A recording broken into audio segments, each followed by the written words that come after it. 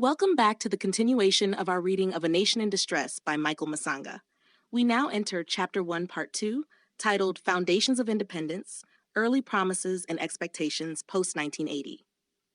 In this chapter, we explore the period following Zimbabwe's independence in 1980, examining the promises and expectations that characterized this pivotal time in our nation's history. Join us as we delve into the challenges and opportunities that shaped the early years of Zimbabwe's independence. Chapter 1, Foundations of Independence. Part 2, Early Promises and Expectations. Post-1980. The euphoria that marked Zimbabwe's independence in 1980 was palpable.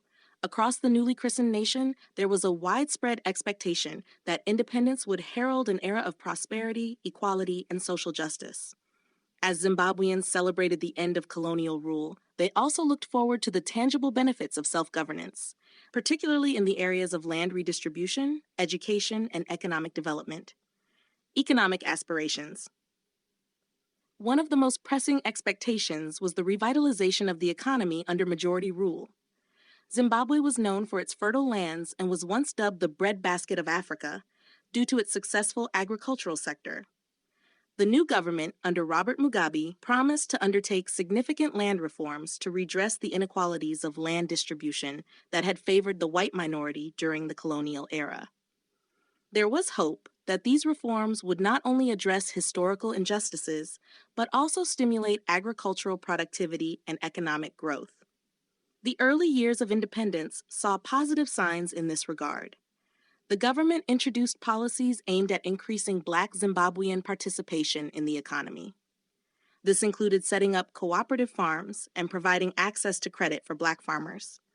The education and health sectors also saw substantial investment, with the government implementing free primary education and expanding healthcare services, which significantly improved literacy rates and health outcomes. Political promises. Politically, Mugabe's administration initially sought to foster unity and reconciliation among Zimbabwe's diverse ethnic groups.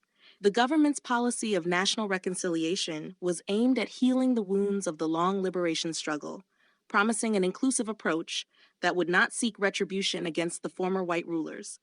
Mugabe famously stated in his inauguration speech, "If yesterday I fought you as an enemy, today you have become a friend and an ally with the same national interests, loyalty, rights, and duties as myself."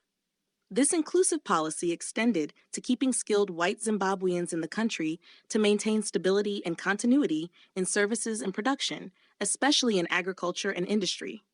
The government also incorporated elements of the defeated Rhodesian forces into the new Zimbabwe National Army, which was a bold step towards national healing and integration. Challenges and early signs of strain. Despite these promising beginnings, there were early signs that the path ahead would be fraught with challenges. Land reform, a central pillar of the post-independence restoration agenda, proved to be contentious and difficult to implement effectively. The government's approach to land redistribution was slow and marked by bureaucratic hurdles, leading to frustration among many landless Black Zimbabweans who had high expectations for rapid change. Additionally, while the government preached unity, underlying tensions between different ethnic and political groups persisted. The integration of guerrilla fighters and former Rhodesian forces into a unified national army was particularly challenging, occasionally resulting in clashes and violence.